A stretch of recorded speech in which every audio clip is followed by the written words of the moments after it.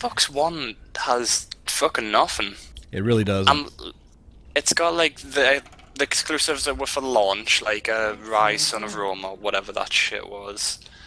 Connect yeah. Sports Rival, Killer Instinct, Halo eventually. Yeah, of course. And Gears of War, because they actually own that now. So let us count this out. 13 games. Wow. Exclusive on Only Xbox that? One. Yeah. And no retro compatibility with nothing. You can't download Xbox game, 316 or all the games. You're only stuck with those 16 games. The others. Call of Duty, Ghost, and...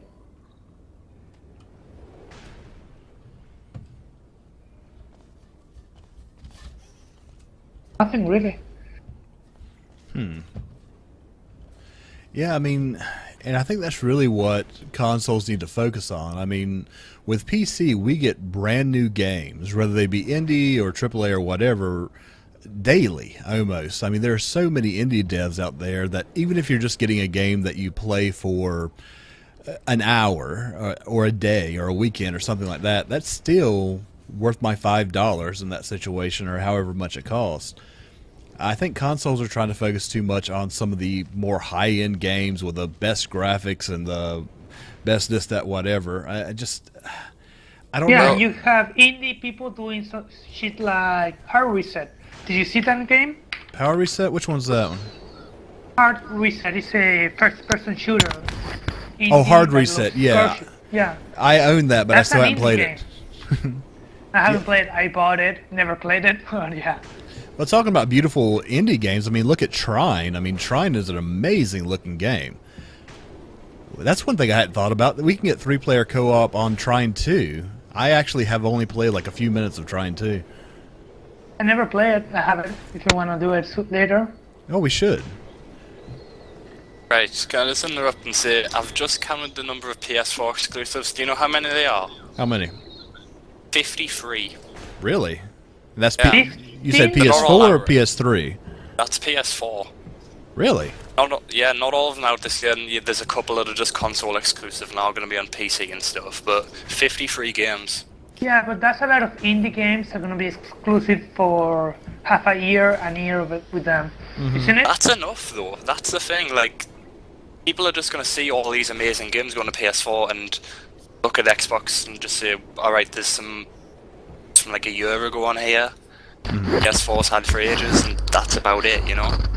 Yeah. I think the biggest issue that PS3 had is they built an infrastructure that was so fucking difficult to program for that developers just didn't want to deal with it. But now that I mean, the PS4 is practically just a computer. It's built on the same x86 software or machine that pretty much every game is for the most part, no matter which program you code in.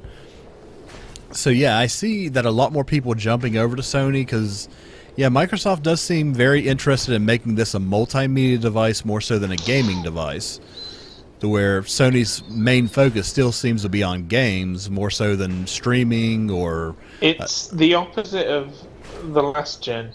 Exactly. Last gen, the PS3 was sold as a multimedia thing, and it didn't do very well. Yeah, a and Blu-ray the player. Xbox was mainly games at first. And then throughout the generation, they sort of swapped roles. And now it's the complete opposite start of the next gen. And it's kind of weird how like Microsoft didn't learn Sony's lesson. Yeah. Like they didn't Microsoft look has at what taken- Sony did. Microsoft has taken massive steps backward. Like, have you heard the whole thing where if you want to put out an indie game on Xbox One, it has to come out either the same day as other consoles, or they just won't let it on at all? I didn't hear that. I think they're still doing that. Yeah, apparently if you release a game... Apparently if you release a game on Xbox One, if you don't release it same day... Like, if you want to release it, say, on every console, like PS4, Xbox, whatever... It has to be done on the same day on Xbox One as on the others, or you just can't release it ever. Yeah, I didn't hear Unless that. they make an exception. Sure, That's odd. let's see if that's still a thing. Well, that's the whole thing. I mean, I know that just to develop for Xbox Live Arcade, you had to spend a ton of fucking cash to where supposedly with PlayStation, if you have an idea, they QA it. If it's worth their time, they're going to put it on the system. I'm sure there's still some type of money involved, but I mean, charging like what was Skullgirls? Skullgirls, they said something they were being charged almost $10,000 just to put up a DLC for one of their characters, something of that nature.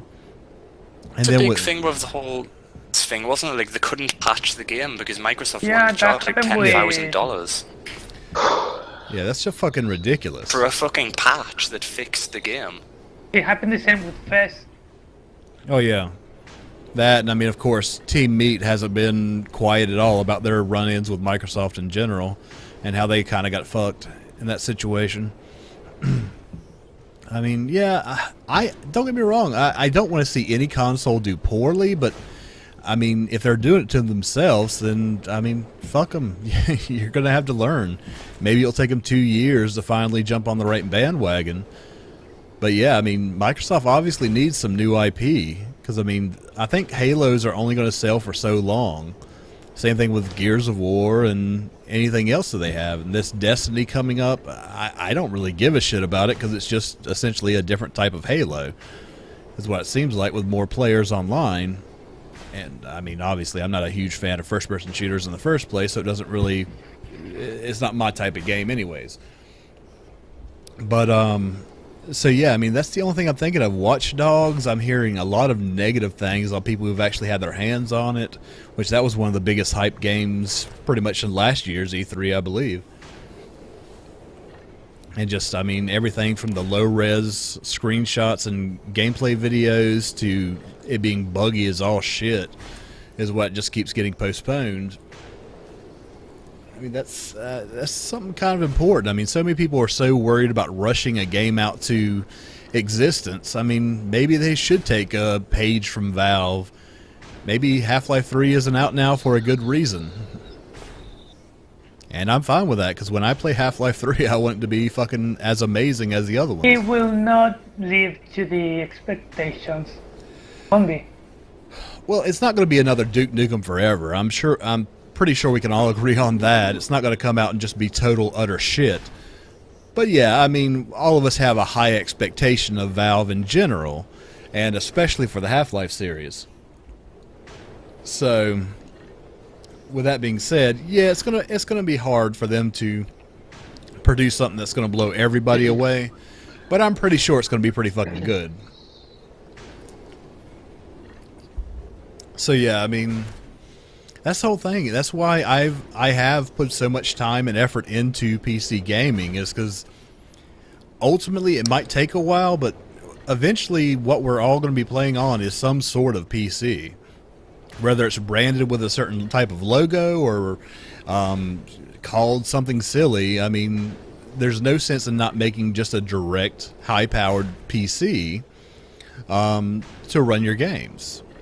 As I said, once again, unless we ever get streaming right, streaming games. On Live is one of the best ideas out there. It just doesn't work. Looks terrible. Until they can do like lossless encoding, I'm not going to use that kind of thing. That's going to take a brand new algorithm that nobody's even fucked with yet, though, to make it accessible for everyone. Because the whole thing is you have to totally put that into account. I mean, I have, for an American internet speed, I have pretty good speed. However, I also know people that live out in the Midwest in America that at very best, the highest their ISP offers them is 5 megabits down and half a megabit up. That's awful. Yeah, it really is. And they pay the same price that I do for my 50 down, or supposedly, now I'm supposedly getting 50 down and 5 up. But yeah, paying the exact same price, and it's ridiculous. Awful. Yeah, I agree. But yeah, no, I'm very curious to see where things are going to go. Although my interest in somebody saying I have a sexy voice. Hi, Lou. You have a radio voice. That's what. You've got a great, like, podcast radio voice, definitely. Thank you. That's actually what I'm kind of going for. I'm from the deep American South, so I have actually I used to have a very deep Southern accent, and it's taken me years upon years upon years to get that out of my fucking system. And there's still a little bit of it around, though. Yeah, I've highly considered doing niggas. Somebody's already dropping niggas in the. Who is that? Oh, it's Ben. Ben, yeah. Oh, Ben, yeah. What do you I'm sorry. expect? Ben, What sorry. is going on this stream? Not much. I just see people I bouncing never open around. chat. Travis, try just spinning around. It's quite fun. Okay. I was doing that for a little while, and then I just kind of dropped it and was trying to focus on what I was talking about. But yeah, How long have we been doing this? Like a 10 good little minutes? while now. I want to listen to you all night long. God damn. I heard you gay. No, I'm not gay. I'm gay-ish. No, I'm speaking to Ben, not to you. Oh, okay. Sorry. Okay. I can be gay for Ben as well. It's going to take some money though. I have a virginal anus, so top bidder. We'll go like that. If 18-year-old I'll girls give you 15 cents. 15 cents. We got to have a better starting negotiating point because first off, I'm gonna have to have per diem. If I'm flying all the way out to Spain, that's gonna be on your dime, sir. Oh. Yeah. You can swim if you want. I'm gonna have to be in a really nice hotel because I got to get the anus prepped to properly get everything set up. So I'll tell you what. I get airfare. We'll say a week and a half, 5-star hotel, and a tour around. Then yes, you can have my anus for 15 cents. Will you accept Dogecoin? Considering nobody else does, no. Hey, some places do.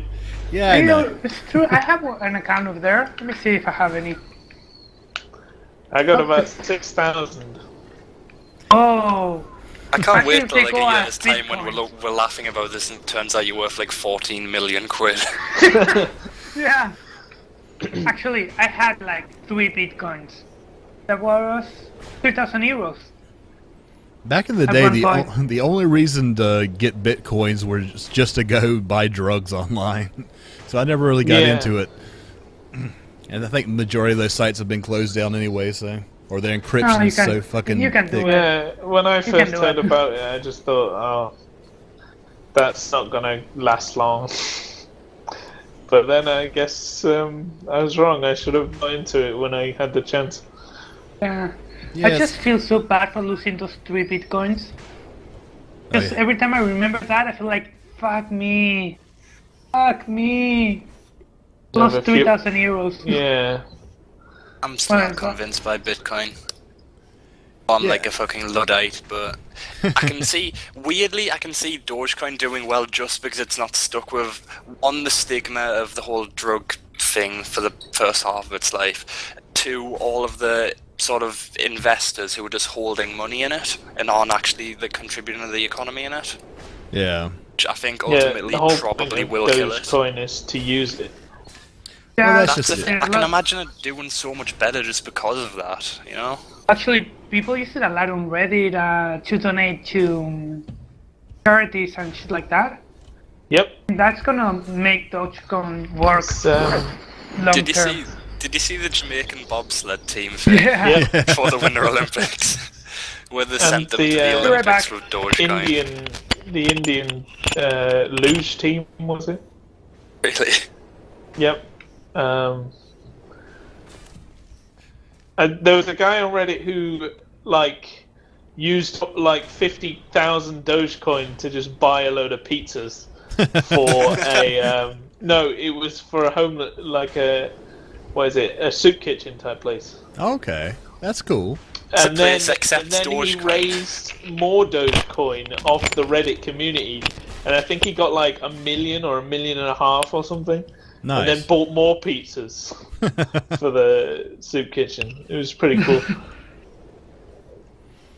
Yeah, I said, I mean, I'm not opposed to it. It's just one of those things that, I don't know, with any type of new setup, there's always a lot of area open for corruption. And I kind of want them to get that shit figured out beforehand. What do you mean with that? Well, I mean, I honestly, I'm speaking out of ignorance in a bit of it because I don't actually understand the idea and the trends of Bitcoin in general. Other than the fact that it's a secondary currency that kind of changes, it's not really area specific to its monetary value. There's this really neat graphic about it. I'll try to look it up. It's just simple. In banks, based on there is one person, one or several banks, but not many, that move all the money. Called?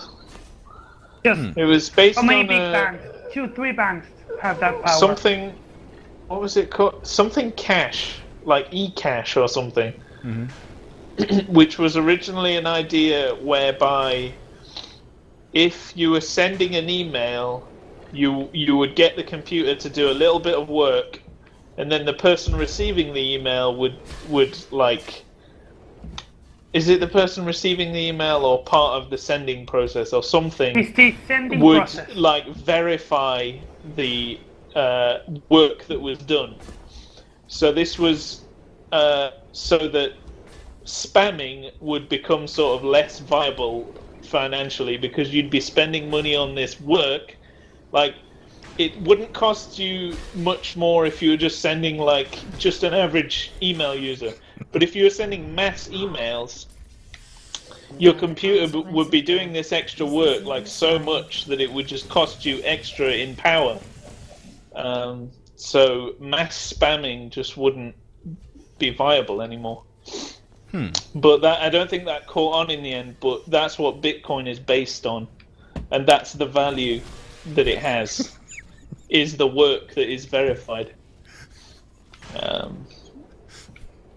The little bit of work that the computer does when you send a Bitcoin. Okay. And that's what mining is doing the verification. Huh. After 10 minutes of doing this, you ready for a new game, Luke? After what, sorry? So after 10 minutes of bouncing around, you ready for a new game? Yeah, let's do it.